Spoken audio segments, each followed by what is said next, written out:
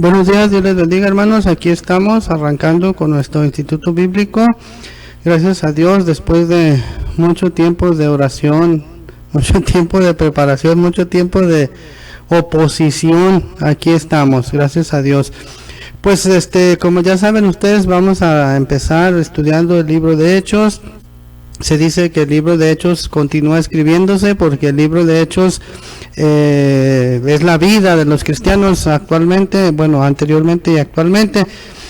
El libro de Hechos ocupa un lugar muy especial en la Biblia porque es un puente entre los evangelios y las cartas. Si tú te has puesto a pensar, si no existiera el libro de Hechos, cuando se termina el evangelio de Juan, nos iríamos directamente al libro de Romanos. Y bueno, no sabríamos ni quién es Pablo, ni quiénes son los romanos, y tampoco entenderíamos por qué hay cristianos que no son judíos, y entenderíamos por qué hay judíos que no son cristianos. Entonces, realmente es muy importante el libro de Hechos, de hecho. Y bueno, el libro de Hechos fue escrito entre el año 60 y 63 después de Cristo. Ya saben ustedes que lo escribió Lucas, el doctor Lucas, que era un amigo, compañero de Pablo.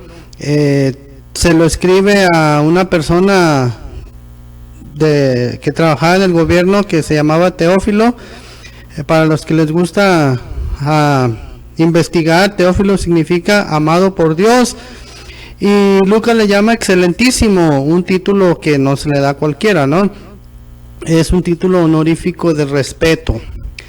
Y mire, si te das cuenta, el año 60 y el 63 pues son muchísimos años después de que el Señor Jesucristo resucitó y regresó al cielo.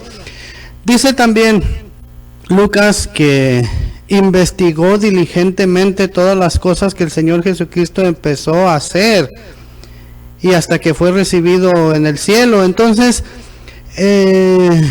conviene que estudiemos el libro de Hechos con cierta acuciosidad, ¿no? Que te pongas a pensar todo lo que no está escrito pero que conlleva la escritura. Por ejemplo, él se fue y le preguntó a todos los que él consideró que participaron del ministerio del Señor Jesucristo, iba y los entrevistaba y les preguntaba y que oye Pedro, ¿y por qué negaste al Señor? ¿O qué tan mal te sentiste, Pedro? ¿Por qué? ¿O qué sentiste, Pedro, cuando el Señor después te dijo que apacentara sus corderitos y que alimentara sus ovejas? Todo este asunto, ¿no? Entonces, fueron 33 años los que transcurrieron. No sabemos cuánto tiempo duró Lucas investigando, pero lo que sí sabemos que ahí está el resultado, ¿no? Lucas, por ser una persona estudiada, presenta de una manera muy descriptiva, muy vívida todos estos asuntos que no los hubiera escrito una persona que no tuviera tantos estudios, ¿no? Así que gracias a Dios por las gentes que les gusta mucho estudiar e investigar. Bueno, entonces, tú hermano, hermana que me escuchas, tú estás siendo parte de la escritura del libro de Hechos. Pero bueno, empecemos esta aventura de fe y vamos arrancando con nuestro libro de Hechos.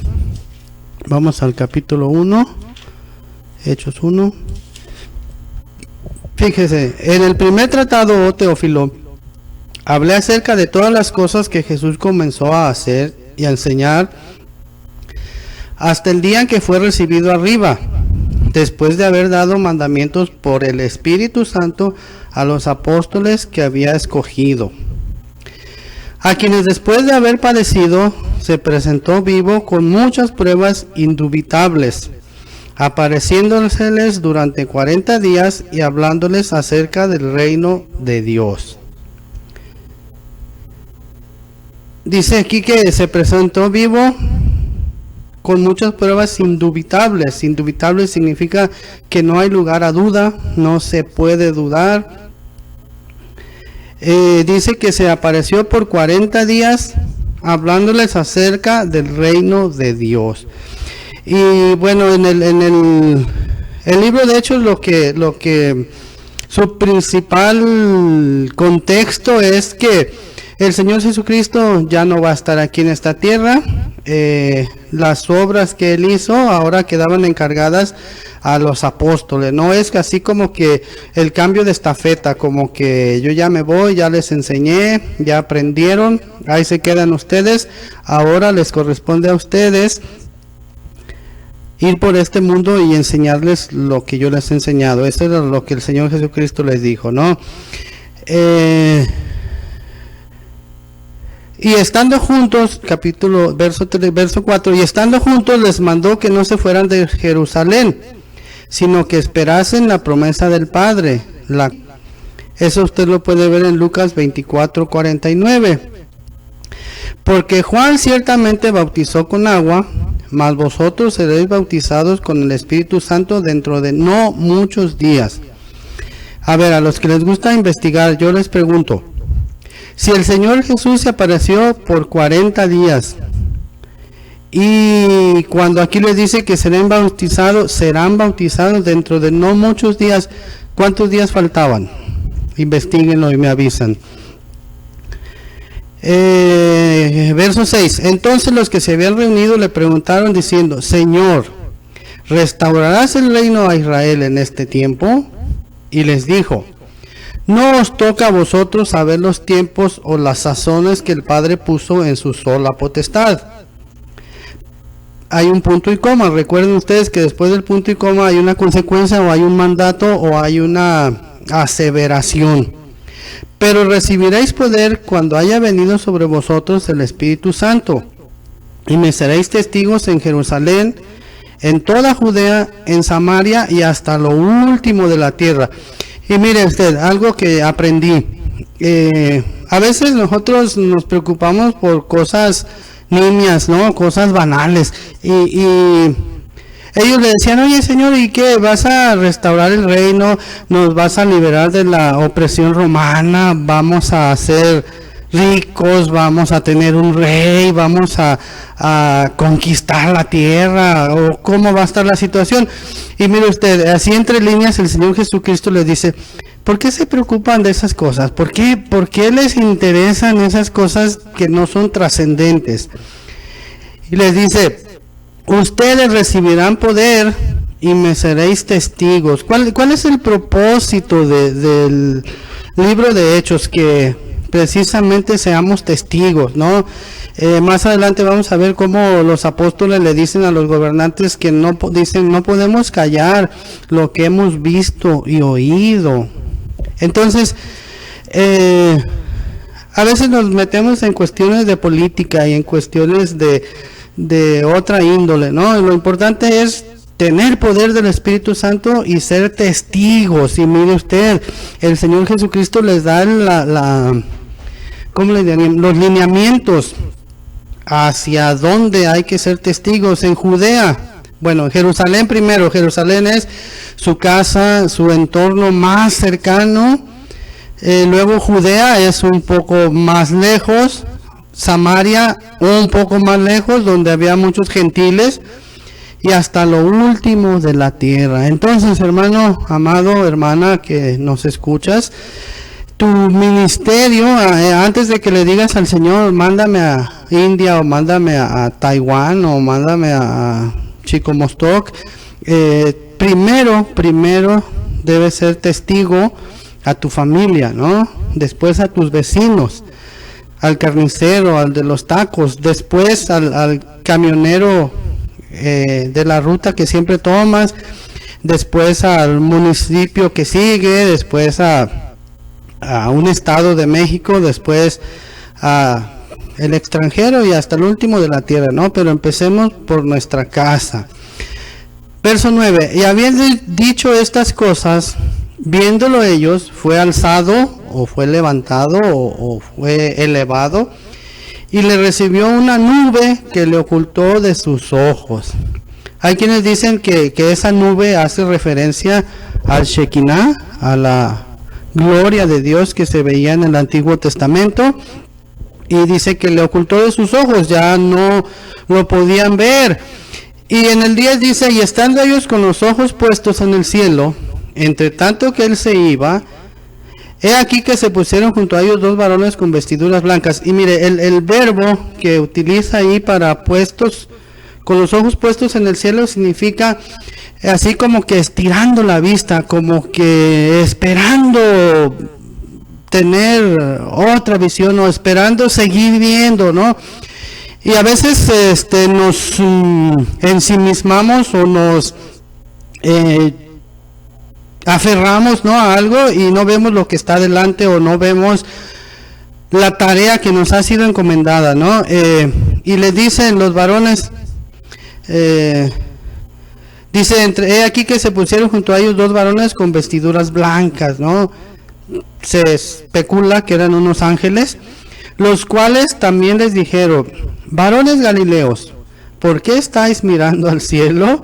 Era algo así como que ya, hombre, pónganse a trabajar, ya dejen de estar contemplando el cielo, ¿no? Y les dice, este mismo Jesús que ha sido tomado de vosotros al cielo, así vendrá como le habéis visto ir al cielo.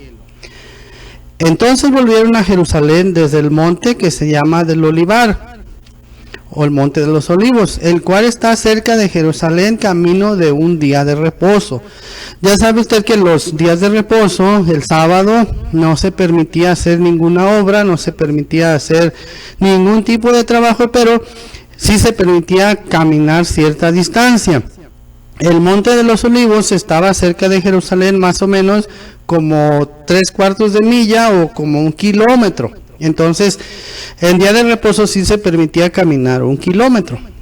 Dice, y entrados, subieron al aposento alto, donde moraban Pedro y Jacobo, Juan, Andrés, Felipe, Tomás, Bartolomé, Mateo, Jacobo, hijo de Alfeo, Simón el celote y Judas, hermano de Jacobo. Todos estos perseveraban unánimes en oración y ruego con las mujeres y con María, la madre de Jesús, y con sus hermanos. Vea usted, perseveraban unánimes en oración y ruego. Unánime significa de un mismo ánimo, de un mismo sentir, de una misma meta, con una misma intención. Y no nada más era oración así de bla, bla, bla, bla, bla, bla. Era ruego, era súplica, era clamor. Necesitamos oración y ruego, hermano. Ahora, verso 15. En aquellos días Pedro se levantó en medio de los hermanos, y los reunidos eran como 120 en número, y dijo, varones hermanos, era necesario que se cumpliese la escritura en que el Espíritu Santo habló antes por boca de David acerca de Judas, que fue guía de los que prendieron a Jesús. Y era contado con nosotros y tenía parte en este ministerio. Aquí se levanta Pedro, ese Pedro, ¿cómo diríamos? Ese Pedro arrebatado, ese Pedro colérico, se levanta y empieza a liderar, como se diga. Y les dice que la escritura en la cual se había dicho que iba a haber un traidor y que iba a haber una persona cercana al Señor que lo iba a traicionar. Recuerden ustedes que estaba escrito, dice, Judas era contado con nosotros. Por 3 años y medio anduvo con ellos, comió con ellos, vio los milagros. No dice la Biblia, pero no sé, a lo mejor de vez en cuando Judas oraba por un enfermo, no dice ahí. Y tenía parte en este ministerio, ¿no? Y luego dice en el 18, este pues con el salario de su iniquidad, con las 30 monedas que le pagaron por traicionar al Señor, adquirió un campo. Y cayendo de cabeza se reventó por la mitad y todas sus entrañas se derramaron. Está muy gráfico esto, ¿no? Les digo que Lucas era muy gráfico, muy expresivo. Era suficiente con que hubiera puesto, se murió, ¿no? pero dice que se reventó por la mitad, fíjese, hasta eso, por la mitad, y todas sus entrañas se derramaron. Está medio feo eso. Y dice que todos los habitantes de Jerusalén se dieron cuenta, toda la ciudad se dio cuenta, de tal manera que aquel campo se llama en su propia lengua Aceldama, que quiere decir campo de sangre, campo manchado ahí, ¿no? Y luego dice, todo lo que está refiriendo, le dice, porque está escrito en el libro de los Salmos, sea hecha desierta su habitación y no haya quien more en ella. No, pues ¿quién va a querer vivir en un pedazo de tierra que pertenecía a un traidor, no? Y dice, tome otro su oficio. Eso está escrito en el Salmo 69, 6, 9, verso 25 y Salmo 109, verso 8, verso 21. Es necesario pues que de estos hombres que han estado juntos con nosotros todo el tiempo que el Señor Jesús entraba y salía entre nosotros, comenzando desde el bautismo de Juan hasta el día en que de entre de nosotros fue recibido arriba, uno se ha hecho testigo con nosotros de su resurrección. Entonces, había un grupo de gente que había seguido al Señor siempre, por 3 años y medio, ¿no? Los dos era así como el círculo rojo, como lo más cercano, pero había mucha gente que seguía al Señor y que veía sus maravillas y que ayudaba, ¿no? No sé, cuando repartieron la comida entre las 5,000 gentes, pues no fueron solamente los 12, ¿no? Tuvo que haber mucha más gente. Entonces hubo gente que dice, es necesario que de estos hombres que han estado juntos con nosotros todo el tiempo que el Señor Jesús entraba y salía entre nosotros. Y luego dice, es necesario que uno sea hecho testigo con nosotros de su resurrección. La resurrección es la parte medular del cristianismo, ¿no? Sin resurrección, pues no sirve de nada ser cristiano, ¿no? Entonces es necesario ser testigo. Pero si se fija usted, de los 12 discípulos quedaban 11 solamente, había que completar los 12 para que fueran testigos, ¿no? Y luego dice que señalaron a 2, a José llamado Barsabás, que tenía por sobrenombre Justo, y a Matías. Es bonito tener un sobrenombre Justo, ¿no? Y orando dijeron, tú, Señor, que conoces los corazones de todos, muestra cuál de estos 2 has escogido. Dicen los expertos que en el Nuevo Testamento, cuando se refiere o cuando dicen Señor, se refieren al Señor Jesucristo. Es una manera de referirse al Señor Jesucristo, ¿no? Muestra cuál de estos 2 has escogido para que tome la parte de este ministerio y apostolado de que cayó Judas por transgresión para irse a su propio lugar. También esto está medio descriptivo, ¿no? Su propio lugar, a donde él pertenece, a la banda que lo vio nacer. Y echaron suertes, y les echaron suertes, y la suerte cayó sobre Matías, y fue contado con los 11 apóstoles. Ya sabe usted que la palabra apóstoles o apóstol significa uno que es enviado, ¿no? No es un título, digamos, de realeza, ni un título para sentirse mucho, ¿no? Capítulo 2, verso 1. Cuando llegó el día de Pentecostés, estaban todos unánimes juntos. Y aquí está la respuesta que les pregunté, cuántos días faltaban para que se cumpliera la promesa del Espíritu Santo. Eso ustedes me lo investigan, no se los voy a decir. Bueno, sí se los voy a decir. Pentecostés significa 50 días o 50, ya ahí ustedes me avisan. Dice, y de repente vino del cielo un estruendo como de un viento recio que soplaba, el cual llenó toda la casa donde estaban sentados. Y miren ustedes, fíjense, dice que vino del cielo un estruendo como de un viento recio. No dice que viene un viento recio, un estruendo. Y ahorita va usted a notar que fue un estruendo muy estruendoso. Ahorita van a ver por qué. Y dice, y se les aparecieron lenguas repartidas como de fuego, asentándose sobre cada uno de ellos. A ver, les voy a preguntar algo. ¿Por qué creen ustedes que se les aparecieron lenguas repartidas como de fuego? ¿Por qué no se les aparecieron tetraedros o icosaedros o pentágonos o triángulos? A ver, ¿por qué? Me lo resuelven. 2:4 dice, y fueron todos llenos del Espíritu Santo y comenzaron a hablar en otras lenguas según el Espíritu, vea usted, Espíritu con mayúscula, les daba que hablasen. El Espíritu Santo en nosotros tiene, ¿cómo diríamos? Tres manifestaciones o tres maneras, o hay tres maneras en que podemos ver el Espíritu Santo en nuestra vida. Mira, una de ellas es cuando nosotros no somos cristianos, pero el Señor Jesús nos está buscando. Entonces el Espíritu Santo está a un lado de nosotros o junto a nosotros, ¿no?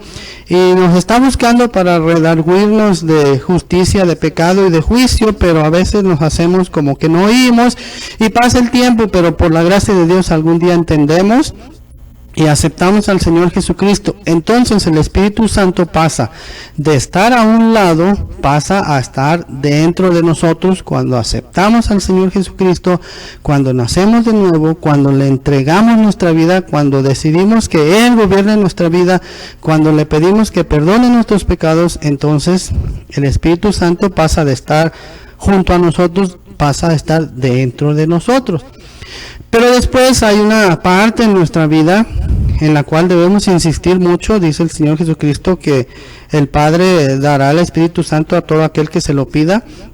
Entonces dice aquí que todos fueron llenos del Espíritu Santo. Entonces, la otra manera en que el Espíritu Santo actúa o trabaja en nosotros o se manifiesta en nosotros es cuando está sobre nosotros. Está dentro de nosotros, pero también está sobre nosotros y nos llena y nos da poder para ser testigos, ¿no? El poder del Espíritu Santo no es para presumirse, no es para decir yo tengo más poder, yo tengo más espíritu que tú, yo soy más espiritual, no, es para ser testigos. Tienes mucho Espíritu Santo, a ver, te quiero ver predicándoles a las gentes en las calles, ¿no? Entonces fueron llenos del Espíritu Santo y comenzaron a hablar en otras lenguas según el Espíritu les daba que hablasen. Bueno, les voy a explicar lo de los icosaedros y tetraedros. Miren, lengua nos habla precisamente de lenguaje, de idioma, de modo de hablar, de naciones, de pueblos. Entonces el Espíritu Santo viene en forma de lengua para que con tu lengua vayas y hables, les hables a las naciones, les hables a los pueblos, les hables a tus compañeros de trabajo, a tus compañeros de escuela. Esa es la razón por la cual vino como lenguas de fuego, ¿no? Y fíjese, verso 5, moraban entonces en Jerusalén judíos, varones piadosos de todas las naciones bajo el cielo. Y hecho este estruendo, se juntó toda la multitud, o más bien se juntó la multitud y estaban confusos, porque cada uno les oía hablar en su propia lengua. Entonces, mire, están 120 en un cuarto, ¿no? Un cuartito, no sé cuánto, 5 por 5 o 10 por 10, y se oye un estruendo. Pero ese estruendo fue tan notorio, tan, ¿cómo diríamos? Tan ruidoso, ¿no? Yo creo que todos los estruendos son ruidosos, que la multitud se juntó. Imagínate, tú vives en, no sé, en Talpita, y se oye un estruendo en Casa de Cristo, y se oye hasta allá. Entonces la gente va corriendo a ver qué pasó. Eso estamos orando a Dios que suceda en nuestra iglesia. Se juntó toda la multitud y estaban confusos porque cada uno les oía hablar en su propia lengua. Imagínate, Pedro diciendo, el Señor es mi pastor, y alguien entendía, the Lord is my shepherd, o algún otro entendía, el Eterno es el mío pastor. Imagínate qué bonito, ¿no? Esto nos habla de que el Señor Dios no hace acepción de personas, no es una barrera, pues, el idioma. Tú puedes ir y hablarle a personas que no conoces, pero el Espíritu Santo te da poder para ser testigos. Y si es necesario aprender inglés, hay que aprender inglés para ir a testificarle a esos pueblos que no hablan español, ¿no? Hace mucho, bueno, un paréntesis, hace muchos años, Pedro Ferriz dijo que si el que no sabía inglés era un discapacitado laboral. Y mi hijo me platicó que él oyó eso y que le dio mucho coraje oír eso, porque dice, ¿cómo se atreve Pedro Ferriz a decir eso? Y yo le decía, hijo, pues yo creo que sí, realmente sí tiene razón, ¿no? Porque al que sabe inglés se le abren muchas más oportunidades que al que no lo sabe. Entonces yo creo que también el cristiano debe prepararse, debe estudiar. Sí está bien que tengamos fe, sí está bien que el Señor es nuestro proveedor, pero hay que estudiar, porque entre más sabes, pues más oportunidades tienes, ¿no? Entonces, si puedes aprender inglés, si ahora hay muchas herramientas, hay una aplicación gratuita de la Biblia en inglés. Las Biblias en inglés no son muy caras. Prepárate, hermano, un día vas a estar en Ucrania o en, no sé, en Budapest, y vamos a tener que hablar en inglés, así que aprendamos a decir, the Lord is my shepherd. Entonces, verso 7, capítulo 2, verso 7. Y estaban atónitos y maravillados. Atónitos es así como sacados de onda. Maravillados, pues ya sabe usted lo que son maravillados, ¿no? Y mire, dice usted, mirad, ¿no son galileos todos estos que hablan? ¿Recuerda usted en el capítulo 1 de Juan, cuando Natanael, cuando le comunican a Natanael y le dicen, hemos encontrado al Mesías? Y él le dice, ¿de dónde? Pues en Galilea. Y dice Natanael, pero de Galilea puede salir algo bueno. Resulta que en aquellos tiempos, ser Galileo era un sinónimo de ser ignorante, era un sinónimo de ser iletrado, de ser del vulgo, de ser de la chusma, de ser de las masas populares. Los tenían como indoctos, los tenían como no sé, pobrecitos galileos, ellos que saben. Y decían, ¿cómo es posible que estos iletrados, estos analfabetos o estos no sé, que no fueron a ninguna universidad, ¿cómo pues les oímos nosotros hablar cada uno en nuestra lengua en la que hemos nacido? Imagínate una persona ahí no sé, de por allá de Ucrania, ¿no? Oía hablar las maravillas de Dios en ucraniano. Y había ahí partos, medos, elamitas, y los que habitamos en Mesopotamia, en Judea, en Capadocia, en el Ponto y en Asia, en Frigia y Panfilia, en Egipto y en las regiones de África más allá de Cirene, y romanos aquí residentes, tanto judíos como prosélitos, cretenses y árabes, les oímos hablar en nuestras lenguas las maravillas de Dios. Imagínate, cuando tú hablas en lenguas, estás hablando de las maravillas de Dios, ¿no? Y que es algo inconcebible, ¿no? Te digo que la Biblia hay que leerla con calma, hay que leerla con mucho sentido de investigación, y te das cuenta cómo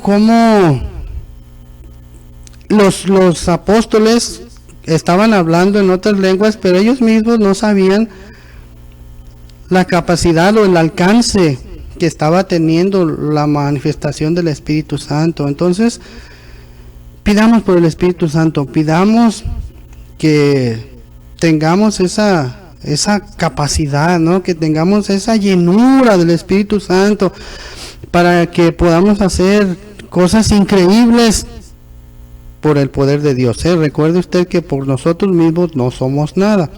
Todo se lo debemos a nuestro manager, el Señor Jesucristo. Entonces imagínate que un día tú puedas decir, oye, fíjate que yo me puse a hablar en la Plaza Tapatía y de repente un grupo de turistas que pasaban por ahí se pararon y había ahí rusos y había búlgaros y había, no sé, nigerianos y había, ¿qué será? Ucranianos y demás, y me oían hablar y Dios los tocó. Recuerda que somos barro en las manos del Señor y Él puede hacernos vasos, ¿no? Vasos de barro para honra del Señor. Pero bueno, esa es otra historia. Verso 12. Y estaban todos atónitos y perplejos, diciéndose unos a otros. ¿Qué quiere decir esto? Y hay dos corrientes de pensamiento, ¿no? En todo sociedad siempre hay dos corrientes de pensamiento cuando menos, ¿no? Estos estaban atónitos y perplejos, pero respetuosos, pero maravillados, pero sorprendidos, pero otros burlándose decían, están llenos de mosto. Ya sabes que el mosto es el vino nuevo, y se burlaban de ellos y decían, ay, ¿cómo crees? Y bueno, en estos tiempos también sucede que va a haber quien se burle, va a haber quien no entienda el mover de Dios y se va a burlar de ti y va a decir, no sé, tu vecino va a decir, mira, pobrecito el vecino, se va a las 8 de la mañana a su iglesia y viene a las 4 de la tarde, pobrecito, está loquito. Incluso en el mundillo cristiano hay quienes se burlan y dicen, pobres loquitos, se les brincó la cadena, ¿cómo que orar tanto? ¿Cómo que alabar tanto? ¿Cómo que leer tanto la Biblia? ¿Cómo que apagar su tele? ¿Cómo que, no sé, tener tanta comunión con Dios? Pobrecito, no hay que ser tan, ¿cómo se dice? No seas cucaracha de iglesia. Alguna vez me dijeron a mí, no seas cucaracha de iglesia. Pero platicando con un amigo me decía, es que no hay otra manera. Es lo que hacían los cristianos o los hombres de Dios antiguos. Eso hacían.